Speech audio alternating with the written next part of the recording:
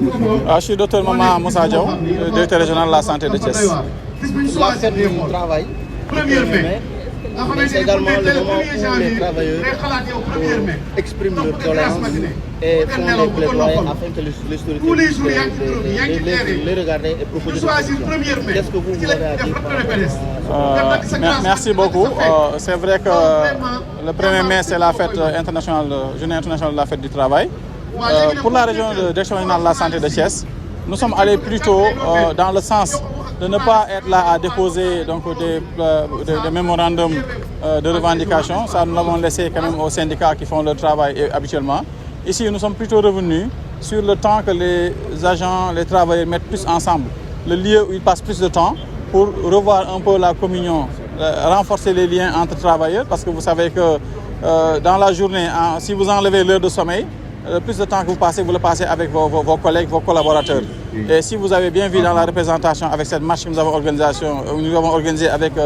la permission du préfet de Thiès, que je salue au passage et que je remercie. Vous avez aussi la présence des chefs de services régionaux, donc des autres services, des autres acteurs, parce que vous savez que la santé en réalité,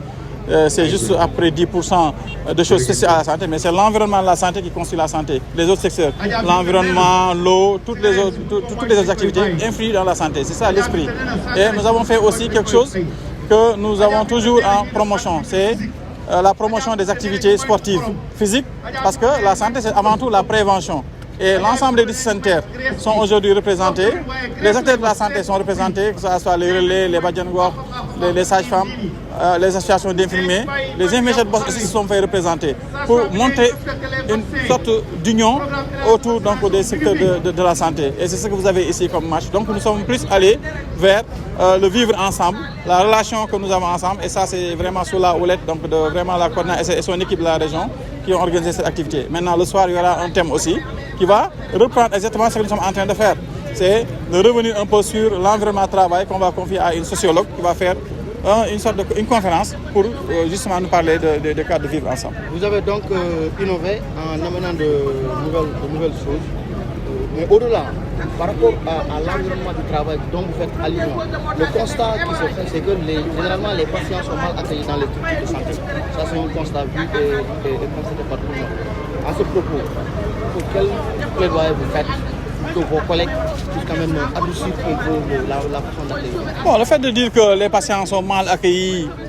ça c'est une vue de l'esprit. Vous prenez au cas par cas, effectivement, il y aura toujours des incidents. Quand vous avez des incidents en lieu de travail, vous n'avez jamais la cause de l'incident. Souvent, vous avez juste l'explication de l'incident. Il y a telle chose qui s'est passée. Mais qu'est-ce qui s'est passé pour que ça arrive? Ça, c'est des problèmes. Donc, on ne peut pas épigoyer là-dessus. Les agents de santé, et vous comprenez que la structure santé, elle est constituée de X personnes venant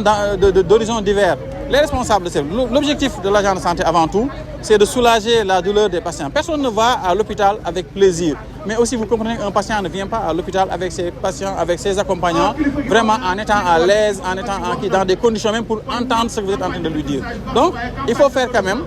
vraiment quelque chose de positif. Parce que les gens qui vous disent que j'étais à l'hôpital, je suis guéri, alhamdoulilah, je suis chez moi, on les oublie parce que c'est les trains qui arrivent à l'heure, ça n'intéresse personne. Mais les incidents, ça ne peut pas manquer. L'essentiel, c'est de toujours continuer à former, toujours continuer à améliorer pour que les gens aient un environnement de travail extraordinaire, un environnement amélioré. Parce que les agents aussi, il y a une certaine pression qui se... Il y a aussi des directives. Vous-même responsable, quand vous donnez des directives, il se peut que ça ne soit pas suivi comme... Chacun a aussi sa personnalité. Il y a des gens qui vous les abordez d'une certaine manière, ils vous répondent d'une autre manière. Donc, il ne faut pas prendre des cas que les gens se prennent comme ça. L'essentiel pour nous, chaque fois qu'il y a des choses qui remontent, parce que si vous allez bien, même dans les structures sanitaires, vous voyez des gens mettre des boîtes d'idées. Et ces boîtes d'idées, quand vous les ouvrez, vous ne trouvez rien du tout. Alors que c'est l'occasion de revenir dire aux gens, voilà les problèmes que nous avons confrontés. C'est mieux que de colporter ce qu'une personne dit pour en faire une personne générale. Ça va même jusqu'à décourager les agents de santé qui se sacrifient, qui se donnent corps et âme pour justement que toutes les choses marchent ensemble. Les gens qui vous disent que j'ai été opéré pour des choses que je pense qu'il n'existait qu'en Europe et qui sont faites au Sénégal, et on a des résultats, il faut avoir aussi l'habitude de féliciter ces gens-là, de remonter, de montrer le visage positif de la santé. C'est mieux que souvent de revenir, mais aussi c'est un service public. On est là pour les populations doivent apprécier le travail qu'on fait pour elles. Et que ça soit positif ou négatif, on doit l'avoir, essayer de s'améliorer. Mais ce que nous arrangerait, nous, ce que tout chef de service voudrait avoir, c'est quand il y a des incidents, ça soit porté à sa connaissance pour qu'il prenne des décisions. Mais souvent les gens préfèrent aller dehors, expliquer ce problème et la personne, le responsable est le dernier à être informé souvent. Souvent c'est le dernier à être informé qu'il y a eu un incident chez lui. Donc je profite de l'occasion aussi pour dire que c'est un service public. Les agents de santé doivent donner un service exemplaire et c'est pour ça qu'ils sont formés, c'est leur sacerdoce. Maintenant, s'il y a des incidents, les populations aussi doivent porter à notre connaissance avec des choses objectives aussi.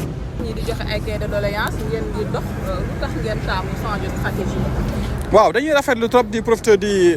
man maay docteur Mama Moussa Diaw di directeur régional de la santé bu Thiès di profiter di jaajëfal liggéeykat yëpp particulièrement liggéeykat waa santé. Effectivement 1er mai bu ñëwee souvent dañuy dem di joxe ay cahiers de doléances waaye loolu en tout ñi war a joxe cahier de doléances mooy syndicat yi ñoom ñoo ngi koy def tey ñun dañoo doxal ni seetlu ni agent de santé bi liggéey bi ngay liggéey parce que ñun aussi dañu amee heure de garde. liggéey bi ñuy liggéey temps bi ngay def fi ngay liggéeyee boo dindee heure yi ngay nelaw moo ëpp temps bi ngay def sa kër donc loolu baax na donc environnement de liggéey bi ngay nekk fi ngay liggéeyee suba ngoon ñi ngi fay seqal liggéey bi ak ñi fay ñëw di la fekk si ngeen bokk environnement travail bi nga xam ni day tax yow nga sawar mën a ñëw liggéey si doo stressé wu booy ñëw liggéey dëgg la nag nit ki dina des fois dina jóg di indi stress am indi ko liggéey travail waaye loolu aussi dañ ko war a gérer si la bokk loolu moo tax nag ñun aussi ñu innové ñu ne kon ren ji dëgg la daañu def seen cahier de doléances ñi ko war a def daañu ko def mais ñun aussi ñu ñëw wane suñuy ànd wane suñu kii wane suñu sawarte te santé boo déggee santé du rek waa médecine ñuy faj santé lépp lu wër santé la mooy environnement bi fi ngay dund air bi ngay noyyi yeneen service yëpp moo tax boo xoolee baax ñi invité tey si marché bi yeneen service yëpp ñoo ngi fi mooy service des marchés services régionaux yi ñëw nañu accompagner mais district sanitaire yi nekk si région de Thiès yëpp ak hôpitaux yi ñëw nañ aussi représenté mais association yi aussi association sage-femme yi ñoom ñëpp dañoo ñëw teew si dégg ngeen agent de sécurité yi ñëpp présenté wu loolu mooy wane environnement travail bi nekk rek kii di faj loolu moo tax nag ñuy innové ñu gën a dëgëral diggante bi gën a rataxal diggante bi si agent yi diggante agent yi wane ni si benn famille la ñu bokk tey si ngoon aussi daañu def beneen conférence bi nga xam ne benn sociologue moo koy animé day revenir encore sur l'environnement de travail parce que nit ñi aussi dañuy jàpp ne agent de santé muy liggéey rek muy servir mais dañuy fàtte ne moom nit la dafa am lu muy sentir comme ñeneen day feebar moom tamit comme ñeneen ñi loolu tamit il faut ñu bàyyi si xel que day am stress am ay jafe-jafem mu indi fu muy liggéeyee loolu def aussi baax na de temps en temps ñu wane sargal ko nekk yéen li ngeen liggéey lii la li ngeen def lii la mais aussi yéen vous êtes important vous comptez vous existez da ngeen dund da ngeen nekk loolu mooy li nga xam ne moo tax nag ñu def kii bi di si jaajëfal nag préfet Thiès nga xam ne moo ñu autorisé marché bi xam ngeen dëkk bi circulation dafa jafe mais may nañ au moins ñu am circuit bi tax ñu mën a ñëw ba fii merci. mel ni ci wàllu accueil bi wax nga ko ñaare dañuy fësal lu bon ni rek bàyyi lu baax li ngeen di def. waaw loolu dëgg la effectivement ñun xam nga kenn mënul bañ tey ni Sénégal effectivement nit ñi dañuy jàmbat affaire accueil bi waaw affaire accueil bi parce que ku nekk aussi ak li nga ñëwee service de santé yi ñi ko composé dañoo bare am na ñu jógee environnement bi ne mais ba tey benn responsabilité moo fa am mooy liggéey bi te ku nekk xam na ni ku ñëw santé yaa ngi feebar ku ñëw hôpital yaa ngi feebar déjà nekkoo si situation ba nga xam ne dégg sax dana ne ku feebar nu muy déggee bokkul ak ku feebarul accompagnant yi ànd ak malade du feebar aussi mun ñu comprendre service nu muy fonctionner loolu day am nit ñi il faut ñuy wax leen mettre ça c'est vrai mais agent de santé yi nekk foofu aussi dafa am ñu ne organiser seen liggéey il faut aussi am nañu accueillir ku nekk am na rôle booy jouer foofu et c'est important aussi nit ñi xam ne mënul ñàkk chef de service bu nekk des fois nga am effectivement mais loolu nekk li nga xam ne mooy majorité travail bi ay cas particulier moo tax ñu boo gisee sax loolu la ñu gën a def en valeur moom la ñu gën a wax parce que chaque fois bu amee benn cas dañuy wax ni exception boobu c'est la ñuy insister mais warul am de pour défendre loolu warul am mais bu amee aussi bëgg baax na ki nga xam ne mooy responsable moom mu yëg ni lii am na këram souvent luy problème bi mooy ki nga xam ne mooy def nañu problème am na këram biir këram am na problème accueil nit ñi en tout cas sentir nañ ñoom ne ñii on les a mal accueillis souvent dañu ko jéem a laaj kan mooy responsable pour wax ko jébbal ko nu mel pour mën a jël ay mesures sur loolu souvent si biir mbedd mi koy déggee wala si presse bi ngay déggee wala feneen ngay déggee boobaa day fekk affaire bi dem na te agent de santé yi je pense que mérité nañu tey ak li ñu fi jaar yëpp Sénégal ñu féliciter leen remercier leen encourager leen parce que boo xool tey li ñu fi def tey si réew mi ak at yi passé si ginnaaw yëpp am na évolution bu am tey ku dox si mbedd yi tey gisatoo xale buy lafañ buy laago vaccination yi tax agent de santé ñoo tax mun na woon dox ay temps nga def si ay xale di def sport te gisoo kenn ku si raam wala kii te yooyu yëpp ay akii la tey am na opération boo ko amoon il faut que Europe nit ñi cotiser ket yooyu yëpp yu bëri sax nit ñi gisatuñ ko parce que am na fii si réew mi ñu ngi koy def ñu ngi si avancé mais ñi koy def ay nit lañu ñi koy def ay sénégalais lañu fii lañu nekk si Sénégal donc baax na aussi c'est bien dans le cadre de l'équilibre ñu indi li nga xam ne wax ne waaye nit ñi aussi objectif parce que boo déggee problème bu ñu wax ni am na accueil nit ki dañ la wax toujours lu ñu ko def mais du la wax jamais moom lu mu def ba ñu def ko lu ñu ko def loolu aussi si la bokk et def nañ ay boîte ay idées def nga service yi pour que ñun service public on est là pour rendre service aux populations te nu mu gënee baax lañ ko kii loolu mooy suñu mission mais baax na aussi bu nit ñi amee ay kii les boîtes d'idées là ñu siy bind objectif bu ñu ko tayal soxla nañ ko parce que nit ki lu mu soxla mooy objectivement am na ko metti bind ko ne la lii mooy sama kii wala nga laaj kan mooy responsable service boo gis am na responsable mais am ñoo xam des fois xamuñ sax kan mooy responsable donc loolu mooy vraiment li nga xam ne ñoo ngi koy kii